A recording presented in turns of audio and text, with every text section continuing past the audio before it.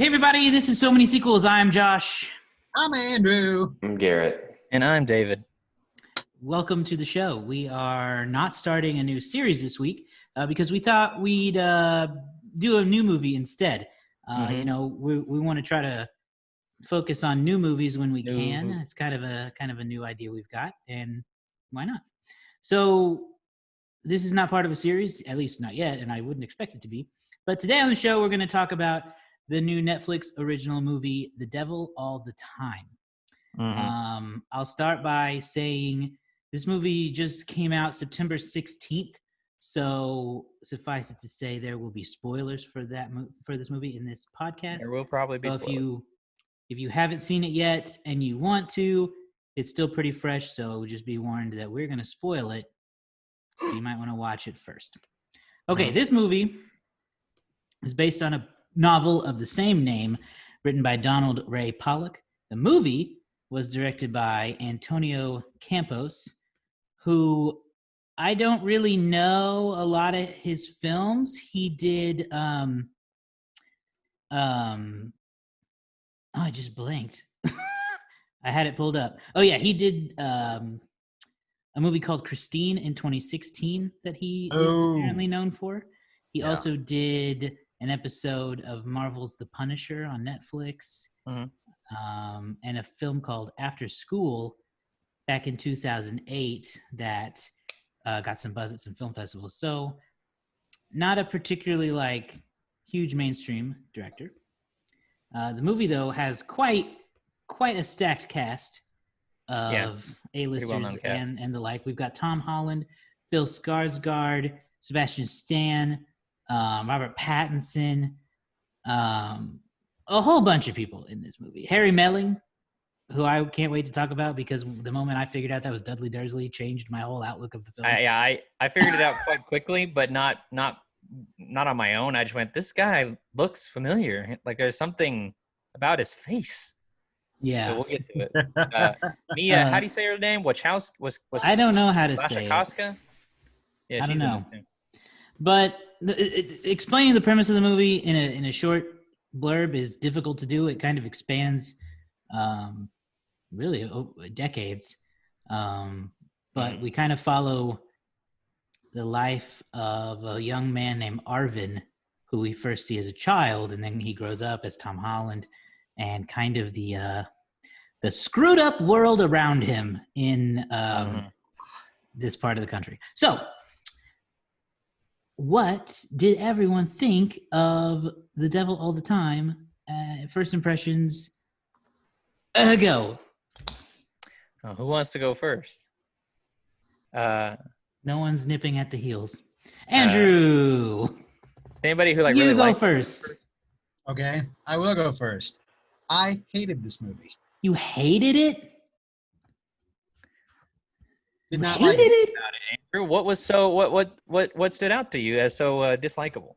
So He don't remember. He fell asleep. And that's a review in itself. It is a review in itself. Except it's not. He falls asleep during Star Wars too. Yeah. Well, that's true. That's true. But his take on Star Wars is one that we can play for comedy. Andrew, what about this movie? Like, where did it lose you? Yeah. So none of the characters in this movie I really had any type of sympathy for.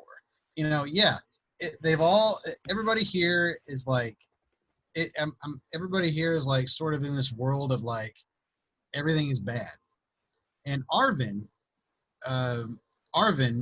is really the only good character, and he does some pretty horrible stuff. Granted, he does some stuff he does some bad stuff to bad people. Yeah, he does it in the name of good. He's like he does it in the name of good. He is like the Punisher in that way. Sure, but like everything that was leading up to that conclusion was just completely draining to me. And my thing is that like how it was all being weaved together. How it was all being weaved together was interesting. I thought that was a very interesting way of putting everything together. I thought the writing was pretty good. But when I just remember when I left y'all's house after we got done watching this, I'm like, this movie was just ugh. Leave a bad So taste in your mouth, Andrew. Did you hate the movie or did it just make you sad? Because there's a difference, and you tend to hate movies that make you sad for no reason, Both. even Like, if they're good. It didn't really make me sad, but it just left me drained. I'm just like, good God, how much more worse can this get? Like, Yeah, it is a that's series kinda- of unfortunate that's how I events. felt. To follow up, I can't say that I liked it. I yeah, cannot say that I liked it at all. I will. 'Cause I'm getting a vibe here. I will follow up on Andrew's Okay, go sentiment. ahead. I did not like this movie. There's a Sebastian Stan's character, I think, has the best line in the film, in which he says, "Some people are born just to be buried." Yeah. Mhm. To paraphrase, I think some films are filmed just to be forgotten. That's kind of my takeaway here. This movie for me weaved between disturbing and boring. I felt like the story entrenches itself so much in like faith, right? And like faith, and how misplaced faith can be sometimes, and how delusional people, when they really engage with religion, specifically here Christian religion, how they can get really, really, I mean, the people in this movie, especially at the beginning, borderline on mentally unstable. I mean, I wouldn't even say borderline. They are mentally unstable people. And granted, they've had terrible situations in their lives that led them to that. But gosh, I mean, so Tom Holland doesn't show up for 40 minutes. His character, obviously, is there, like Andrew said, from the beginning. Yeah. But it is so much at the beginning that is, like, in a better film, would have been details slowly revealed through the course of the movie. Josh, Andrew, and Garrett, you've all written before. You've heard the term "kill your darlings." This is a movie where some darlings definitely needed to be killed. There's too many storylines going on. Sebastian Stan feels irrelevant to me, to the overall story. The first 40 minutes of the movie, where you learn about Tom Holland's character's dad, and I forget the other actress's name. I'm going to look it up here real quick. It was, I believe, Eliza Scanlon. So you learn about their parents and what happened to both of their parents. And those stories, while interesting in their own way, like stories that could easily, I mean, they felt like a season to themselves of American Horror Story. They take up so much of the movie, and like, and all that information, you just kind of know it. And it's just like, okay, well, that was a lot of time to spend on backstory, essentially. Yeah. And all of those details could have been slowly revealed through the course of the movie and been more impactful when you find them out. But they just give you, like, basically a whole mini movie to go, okay, that was all the backstory. Now we're going to join the story that actually matters with these two characters, and with these other two characters, and with this other character who's not really important, other than the fact that he's going to be the last person to die in this movie. So I don't think it was bad. Like, I don't think it was like bad. Like, there are movies that I watch that I go, nobody would like this. But this is a movie that I think there is something here for someone. It's not me, though.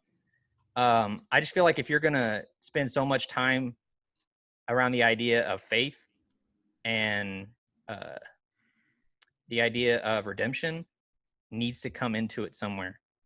Because there's no real redemption for any of these characters, even the ones that probably should get it. It just feels like a movie that the tagline should just be like, crap happens, and then you die. Like, that was the takeaway. All right. Well, Garrett, I assume I was excited about this movie based on the trailer. When we watched the trailer, it gave me very season 1 True Detective vibes, where it seemed like it was going to be this weird, creepy, cult, religious-y, doing bad to this town. When you see the backstory and you learn about Skarsgård's character, Willard, he's got that creepy prayer log out in the middle of the forest. And so I was thinking like Midsommar, those kinds of things. And when we flashed back to see Willard in the War, you had that soldier who they stumbled upon who was hanging on a cross, covered in flies, and they were like, what in the world was that? And they got closer, and then he was alive. They pulled if you've seen Seven, they pulled a moment where you think this body is dead, and they get closer and closer, and then he goes, and I was like, oh yeah, I'm into this. And then nothing like that ever happened again. It really was just depressing is the only way to really kind of go through it. Depressing and boring. And there's nothing wrong with a depressing movie. It just, you have to have a likable character, and there are none. Even Arvin, who is, again, the closest thing you have to that, is not likable. Not really. You feel bad for him in the situation that he was in, but I don't like him. I have minor sympathy, but if the most positive feeling I have for someone in this movie is minor sympathy, then you didn't give me enough reason to care about anybody in this movie. And I didn't. Yeah. Like you said, Gary, and maybe the best I could muster for most of these characters was pity. Yeah. Like, I don't know. Josh? Okay. Okay. Is that gonna go well? I'm trying to figure out how to do this because I want to try to be the voice pulling for this movie, but I also had some like personal issues with it. And it mostly came down to what David said, is that this movie is for someone, but maybe not for me. And so I felt that it was very well made and well acted and well written. And by all accounts, what I would think would be considered a by the book good film that I'm not the audience for. I didn't enjoy myself a lot of times, but sometimes I did. I particularly enjoy some of the more sinister moments. I guess in this episode I will be playing the role of Andrew's polar opposite, wherein the darker and more evil and sad things get, the more I'm like, yeah, give me more of that. That was interesting. Yeah, but don't. Go ahead. What was your question? I was just gonna ask. So I felt like, in contrast to the most recent new movie we've watched, we talked about how something like Tenet was really compelling. Mm-hmm. Did you feel like you were compelled from moment to moment, like something like you were like, oh, I want to find out what happens next? Sometimes, but it was not sustained, I think was where the issue comes in. And that is an issue that I think comes into play often with films that try to span an extremely long period of time. Because in the case of Arvin, we're seeing different actors play that character. And it's like, once you get into the story of Arvin as a child, now he's a grown up, and it's like, well, now I got to reset. It's almost like telling multiple stories in the same movie, and I think that can be hard. I thought that this movie suffered from some marketing choices, wherein, Garrett mentioned the trailer selling a movie that I don't think it necessarily delivered. And look, that we're going to have to, as people, stop taking trailers for what it is, because we've been fooled too many times, and I'm quite honestly getting fucking tired of it. I don't even want to watch. It makes me not want to watch your trailer, because it's like there's two types of trailers in the world. There's the trailer that tells you everything that happens in the movie, and there's a trailer that tricks you into thinking it's something it's not. And that's apparently what studios make now. And I feel like this trailer was selling something that it's not. Yeah. like you said, Tom Holland is not in this movie until 40 minutes in, but his face is gigantic on the poster and artwork. Yeah. You can say the same with Robert Pattinson. Same for where Robert Pattinson, who is barely in the movie. Yeah, and he was the Johnny Depp in Murder on the Orient Express. Oh, But yeah. Robert Pattinson was quite good, and I really enjoyed his character, what he did with his character. But I think it just became hard to... It's like how Tenet was hard to follow in ways because the plot was confusing. This movie was hard to follow because things changed too much over time. A little bit, yeah. If that makes sense. So the best things I can say about it is I think that they created a really interesting world. I genuinely enjoyed the world. This like Southern Gothic, evil backwoods town. Give me more of that. That's great. Sure. The idea of a young man trying to like stop these forces of evil from getting his family, that's cool. Into that. But there's too much. I think too many that people. what I would have liked idea about this movie more is had Arvin just given into his evil side. It's planted throughout the movie that he's got deep darkness because of what he's been through, with his mom dying and his dad killing himself and watching his dog be sacrificed, watching his dad go avenge his wife, essentially. While they were praying, they heard two men talking about her, and then he went and beat him up.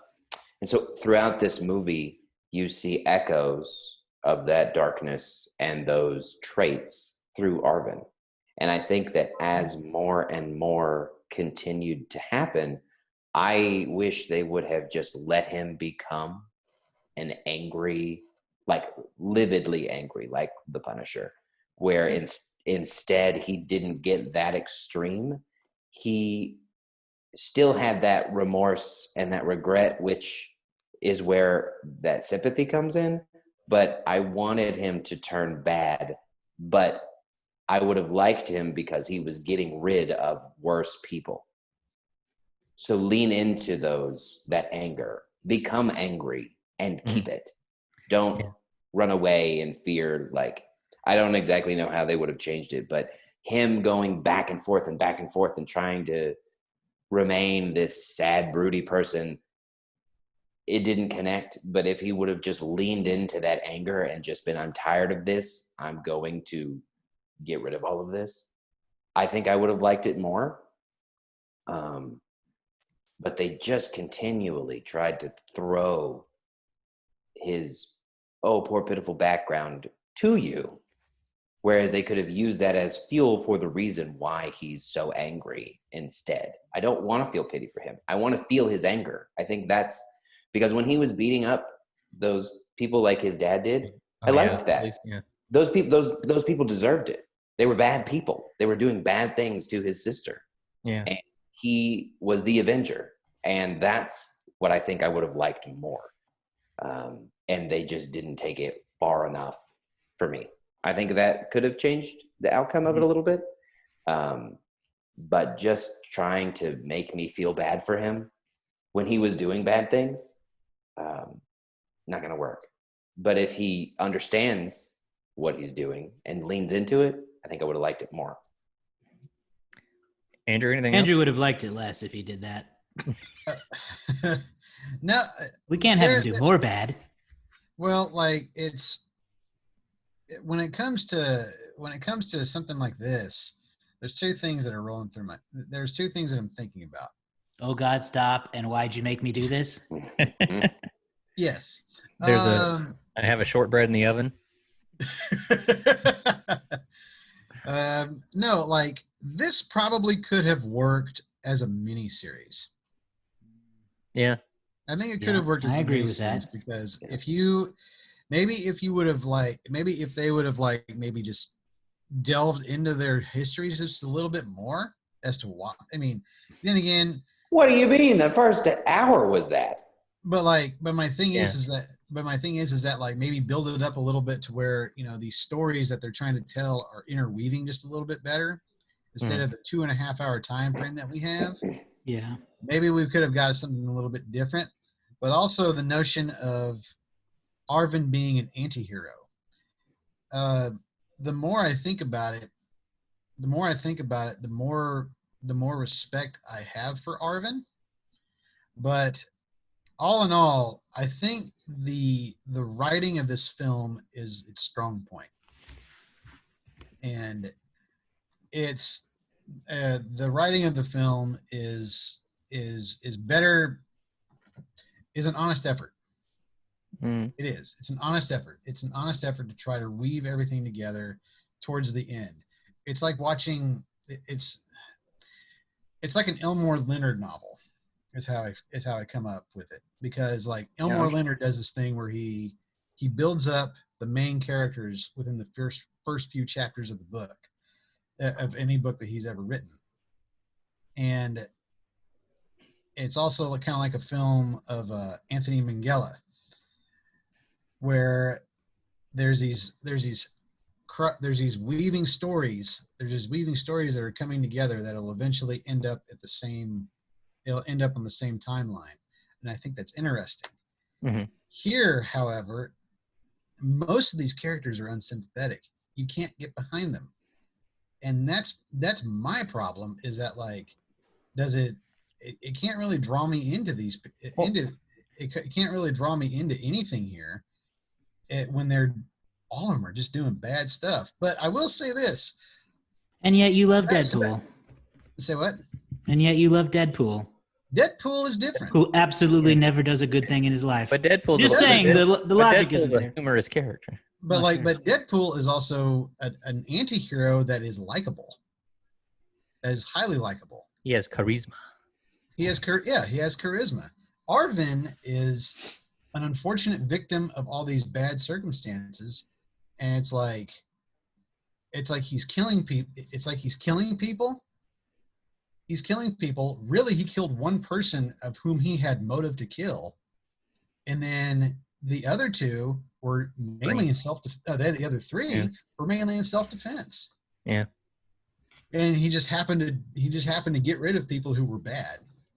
So well, I think the problem also comes from he is doing those things, but in the end, people don't know they're bad, and so he is still being portrayed as the bad guy.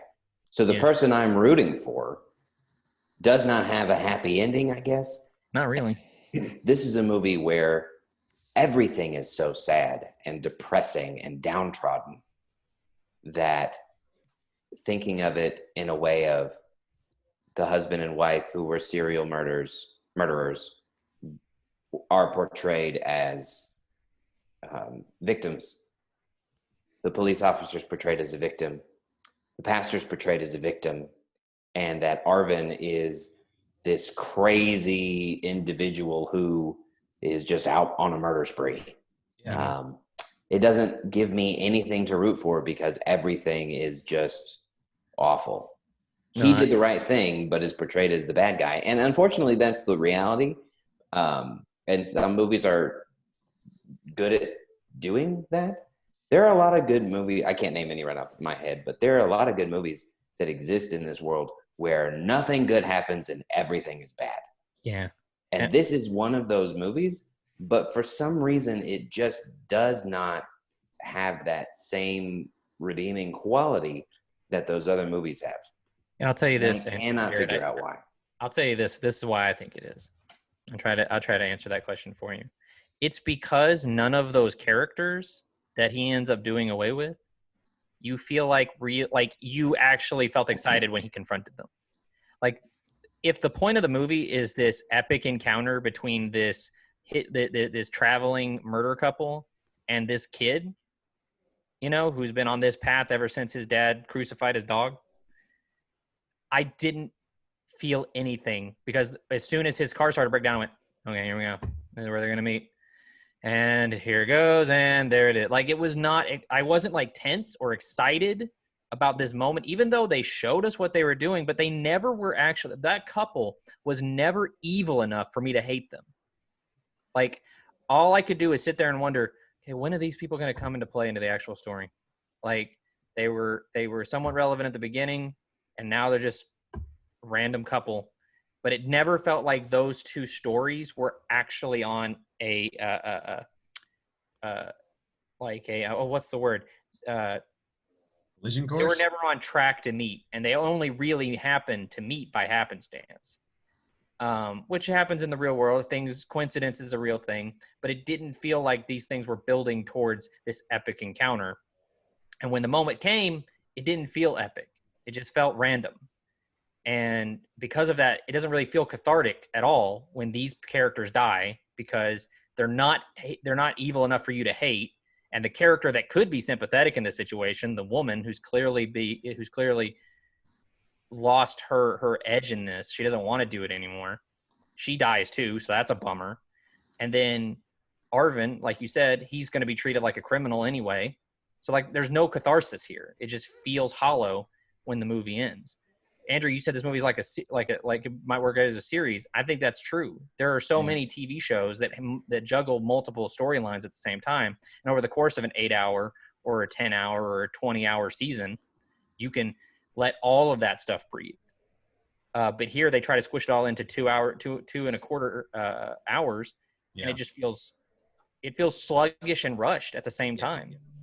I remember like about an hour in, I went, boy, this is just giving me like Super Criminal Minds vibes. Like I was like, he's the dom, she's the unsub. Oh, that's their trigger. Oh, that's their, this is their, oh gosh, what was that other term? Anyway, just all this stuff. And even Robert Pattinson's character, even though he does a shitty thing, it felt like the climax of that came so fast. Like he shows up, he messes stuff up, he's dead in like less than 35 minutes. That's it. If I'm writing this, if I'm rewriting this, if I'm adapting this story, that's the focus of the movie. Mm-hmm. Is this personal struggle between this preacher who's come to town and what he does to this family, because he pisses off the grandma. I say pisses off. He upsets the grandmother, right? He's making people feel bad in town, and he's sleeping with underage girls. Like, he's a bad dude. That's your villain. Your villain is not someone that has no connection to the story other than he happens to bump into to your protagonist at the end of the movie. I don't know. Like, that's how I felt connection, about it. But it's a missed connection. I think that so we see, what is it? Carl? Is that his name? The murderer? Carl. Carl and Sandy, they meet at the same restaurant that Willard meets his wife. That's true. They cross paths at the very beginning of this movie. Mm. Never the twain shall meet again. Mm-hmm. The connection is that Carl and Sandy murdered the preacher who was married to Lenora's mom. Yeah. But they didn't murder Lenora, or they didn't murder Lenora's mom. No. They murdered the crappy preacher. Right. Had they murdered either Arvin's or Lenora's parents, but Arvin was unaware of that, and they met, and he ended up killing them, I think that would have been a cathartic moment that we didn't get. Instead, they murdered a shitty pastor who was also doing shitty things. Yeah, who's technically the father of his stepsister. Yeah. So like, I didn't care that he ended up murdering them, but had they been the ones to murder Arvin's parent, at least one of them, that moment I think would have made more sense. But they didn't. They didn't give me that. No. But like that's man, that's all by chance too, and nobody ever knows that. Like nobody ever finds that out. Nobody knows whatever happened to Lenora's dad. They don't know even 18 years later. And the characters themselves don't even know that they have that connection. Like, oh, I murdered your stepsister's dad 17 years ago or whatever. They aren't even able to draw that connection. So I don't know. Like Josh said, I think the performances are fine Mhm. to step to like things that I thought were fine or good. I thought the production value, like Josh said, is excellent. From the costumes, the cars, the style of the movie. I think Andrew, maybe you can comment on this more. I think the cinematography was fine. Everything looked good. Yeah, I Um, mean, it worked. It worked really well in a fashion of like, give me darkness, yeah, and everything was. I'll everything tell was. you this. This was the sweatiest movie I have seen in a while. Just from head to toe. Just It's this. swampy, baby. Everybody looked hot, That's West swampy. Virginia. They were, some of them guys. They had to have their man puns in. You ever heard of this? Get some bounty. You fold it over twice, down the back of the pants. Ugh, avoid that swampy feeling. It was gross looking, this movie. Ugh. But that's to its credit. They did a good job with that. I also I think that, felt hot watching it.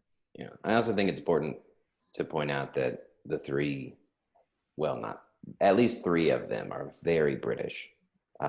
Pattinson, Holland, and Dudley Do Right. They're very British, who do very good at the Southern accents. So, yeah, the acting is fine. The look of the movie is fine, especially considering it is a Netflix movie. Sometimes their production value is not as high. No. If in movies like this, and this was well done. Yeah, but at the end of the day, though, I unfortunately felt like there wasn't really like a standout performance. No. As well. Yeah. Like I wouldn't say, oh, you have to watch this for Pattinson. I don't even feel like I can say that about any of the even Tom Holland, who might have the beefiest role. I wouldn't even be like, oh, you got to see what Tom Holland does. The Devil All the Time. It's captivating. Because as good a job as everybody does, I just don't feel like anybody stands out. If we're going for that, aspect, I would venture to say that the standout here really is Tom Holland, because he's stepping out of that Spider-Man role. Mm-hmm. And it's just like Robert Pattinson stepping out of that Twilight role. Everybody knows him as Twilight.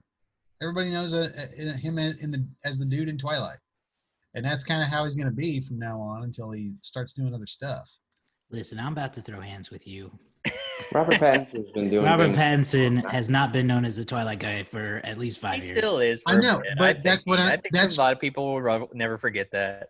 They'll never forget that, but oh god, that's what I'm saying though. Okay. Is like he's done a lot since though. Yeah, I mean, Robert Pattinson has really come out of that role. Mm-hmm. He's not the Twilight guy anymore. He's not. And I mean, did you see The Lighthouse? Yeah. Oh yeah. I mean, we literally this is our second Robert Pattinson movie we reviewed this year. I already forgot the first. What was it? We reviewed Tenet. Oh yeah. It just did. It's the last one we did. You know what? Time doesn't mean anything. It's a construct. Anymore it is. Yeah. You want to talk about Dudley? Yes, Johnson? I thought Harry Melling was very impressive to the point where I needed to look him up in the middle of the movie. Yes. And it was the moment when he's showering himself in spiders and screaming where I was like, I need to know who this is, because he's really, really good. Yeah, I mean, that was terrifying. And then when he kills his wife to prove that he could resurrect the dead was like chilling and heartbreaking and terrifying. And he's just screaming, "Resurrect!" And I was like, oh my gosh, this is intense. Good. This is not good. Because I'm also I'm so angry at him because it's such a stupid thing to do. Yeah. Like, what? She's so helpless. And yes, he just drives a big giant knife into her neck. I think it was a screwdriver. Oh yeah, you're right. It was a screwdriver. Yeah, it popped her right in the neck. That was unexpected. Yes, out of nowhere, and then he's like, "I have the power to resurrect the dead. God gave me that." Yeah, and I'm thinking like, one, that's silly. Why would you? You can't do that. And two, like, start with a bunny. She still has a giant hole in her neck. How would you fix that part? Yeah. Even if you resurrected her, I thought he was extremely good. And I tell you what, that boy, I was very surprised by him. He does have a face. You have a very, very distinct face. The second I saw him, I went, well, I know this guy. This guy looks, something's up. And, did you think, like I did, David, that he was the guy that was torturing Theon Greyjoy in Game of Thrones? Because that's who I thought he was. They both have that creepy face, never forget a chin, crazy eyes. And I was like, that's the dude that tortured Theon Greyjoy. I'm pretty sure I said that right in the middle of the movie. And then Josh looked it up later, and it turned out to be. I don't remember that guy's name. I remember the character's name was Ramsay Snow? Sure. Ramsay Snow or something like that. Ramsay Bolton. That's what he eventually became. But yeah, I could see that. I did not think it was good old Dudley Dursley from the Harry Potter movies. No. Tell you what, though, great actor.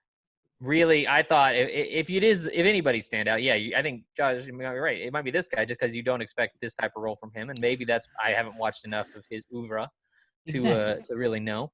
I mean, but, Robert Pattinson can't. I don't think he can impress me any more than he already has. Sure. And Tom Holland is also very impressive. I echo what Andrew said there. I was just scouring his IMDb real quick. I've not seen any Tom Holland movie that's not a MCU film, so I can't speak for a lot of his stuff. And I think a lot of people might be similar because those are his mainstream films. So this movie is the one that showed me that he has range. He's pretty wide range, and he's not always this naive young boy. He can also be this extremely troubled young man. Yeah, and so impressive. I thought that was impressive too. So yeah. I think the acting is very good. Very good. Yeah. What's the actor who plays Dudley's real name? Harry Melling. Harry Melling. I'll tell you what. Melling, yes. Great actor. That dude's got a punchable face. He has had it ever since he was Dudley, and he still has. I was watching this, I was like, man, I just want to punch this guy. Well, maybe that's why he got the role of Dudley in the first place. That was before all the bad stuff happened. But yeah. I don't know what else to really say about this movie for me personally. No, probably not. I don't think so either. And we don't have any box office to discuss, seeing as how this was a Netflix original. So they released it in theaters on September 10th, but I don't think there's really much in the way of numbers for that. They just have to do that so it can be considered. Yeah, there's barely numbers for wide releases right now. Well, who remembers who won the Muppets game? Oh, do you want to go to the letterbox? Well, do you have something? Because the next order of business would be the letterbox game. I can do that without box office stats. We didn't play the letterbox game for Tenet, but I do have the stats here. So I'll drop a few then. Why not? Last winner was me, so I'll do it. Okay. All right, so let's look it up here real quick. LETT. For those not familiar, the letterbox game is where we go to our favorite movie, what would you call it, film critique site, Letterbox, which is a huge community of hundreds, thousands really, of film fans. The devil. All the time. And what we do is we collectively or individually try to guess the score that it has amongst the aggregate of Letterboxd. Used to use Rotten Tomatoes, found it to be too easily swayed at times, hard to work with. But Letterboxd, we really like it because the fans and the critics, they're joined together. Okay, so this movie came out just this week, so this is a pretty fresh review. It has been reviewed by we have 48,000 people say they've watched it, and 12,000 people. Never mind, that's not a good stat. I was gonna say 12,000 people have put it on their lists, but that tells us nothing. I don't see the exact number of ratings here, but it's hard to find. That's sometimes. Okay. Let's just go ahead, and who wants to take the first guess? Go ahead, Andrew. Andrew has to go. I said it. He has to go. I'm sorry. Nope. Go. I'm gonna go with 2.5. 2.5 from Andrew. Okay, good. I can still say mine. I was going to go 3.0. 3.0 from Josh. Y'all suck. 2.7. What'd you say? 2.7. 2.7? Yeah. Okay. 8.7. Well, all right. So the letterbox score. This is going to be kind of you guys are going to feel a little embarrassed here, I think. Josh is the winner, but even Josh is a little off. It has a current score of 3.4. Oh wow. Really? Yes, indeed. It's mostly been reviewed with 4 stars or 3 stars, followed by 4 stars, and then I'm sorry, 3.5 to 4, basically. Like it has 10,000 3.5 star reviews, 10,000 4-star reviews, and it's just like a matter of a couple hundred there, and then 8,000 3-star reviews. I can tell you that I will not be joining with them. My assumption is that a movie like this is probably being reviewed by by people who respect movies and not people who are just watching to be entertained. I think that Probably we are true. still in the early levels where people are giving it based on how it looks, how the performances are, and that will appreciate a movie like this even more than us. And I feel like we have established ourselves as people who know what we're talking about to an extent. But I don't think that the regular people who just watch it to be entertained by it have jumped on this train yet. Yeah, That's my assumption. I could be incredibly wrong, and maybe we are just the minority on this one. That's also possible. I don't know. Is there a place where it says how many total reviews it has? I don't know. It's had a lot of reviews so far. I wouldn't say that they're all together positive, but your basic, like I said, the average 3.4. So you're talking about people that are giving it between 3 and 4 for the most part. What do we give it? 2.0. Solid 2.0 from Andrew. I'm gonna give it a 2.5. 2. That's my rating I give things that somebody else might like more than I do. It's a 3 for me. Ooh, a 3 from Josh. So, well, that's gonna make our score all over the place. 2 2s, a 2.5, and a 3.